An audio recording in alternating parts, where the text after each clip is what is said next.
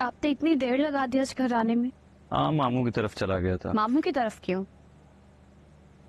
वो उन्होंने सोनिया की शादी के बारे में कुछ मशवरा करना था मुझसे। मशवरा? वो भी आपसे?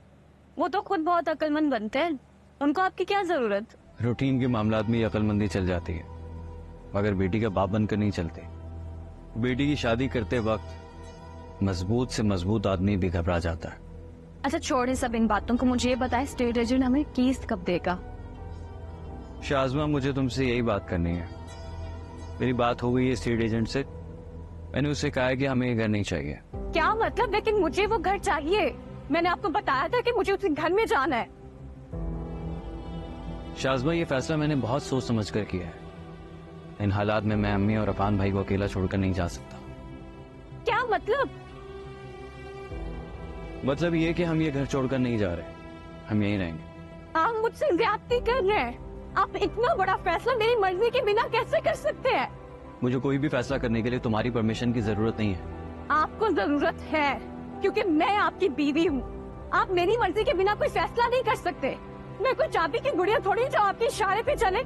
मैं बस इस घर में नहीं रहना चाहती। शाज़मा, तुम समझने की कोशिश क्यों नहीं कर रही?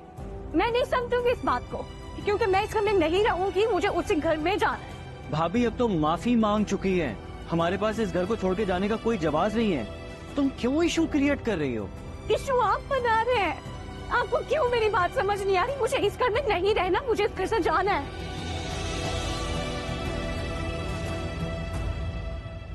क्या हो गया ज़ीशान? शाज़मा, सब खैरियत तो है ना? तुम लोग की आवाजें नीचे तक आ रही हैं। आप अपने काम से काम रखें। हमारे मामलात में इंटरफेयर करने की जरूरत नहीं है आपको। शाज़मा, क्या हो गया तुम्हें? Behave yourself. भाभी से बदतमीजी क्यों कर रही हो? क्योंकि ये सब कुछ इनका किया है। ये तो एक नंबर की ड्रामेबाज है। इन्होंने जो मुझसे माफी मांगी ना, दिल से नहीं मांगी, एक्टिंग कर रही है इन्हें। मुझे सबके सामने नीचा दिखाना चाहती है, नहीं करना चाहती है ये मुझे। Enough is enough. बहुत हो गया शाज़मा।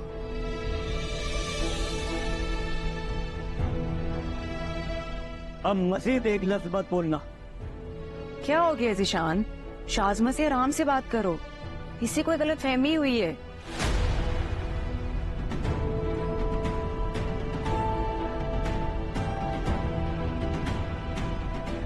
देखो शाज़मा, तुम अपने दिल से सारी बदगुमानी निकाल दो।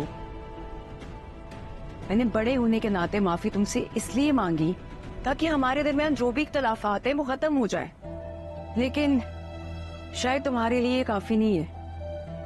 मुझे तो ये समझ में नहीं आ रहा कि मैं तुम्हें तसल्ली किस तरह से दिलाऊं।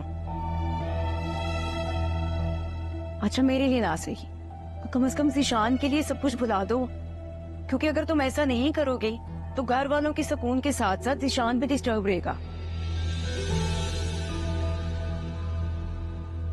मैं अपनी वजह से घर वालों को कोई भी तकलीफ नहीं देना चाहती।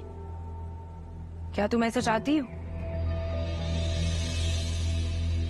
तुम्हें तो मुझसे ज्यादा इन लोगों का एहसास करना चाहिए था, मगर अफसोस की बात ऐसा नहीं है।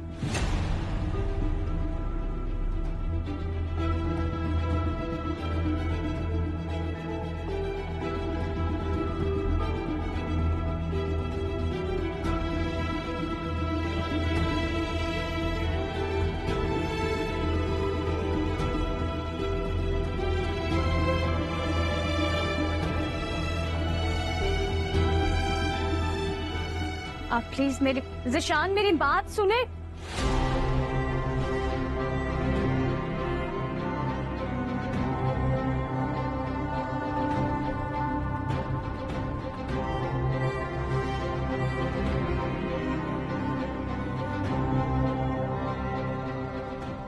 के बाद तुम्हारे साथ जो कुछ भी होगा ना, उसमें मेरी भी कोई गलती नहीं होगी।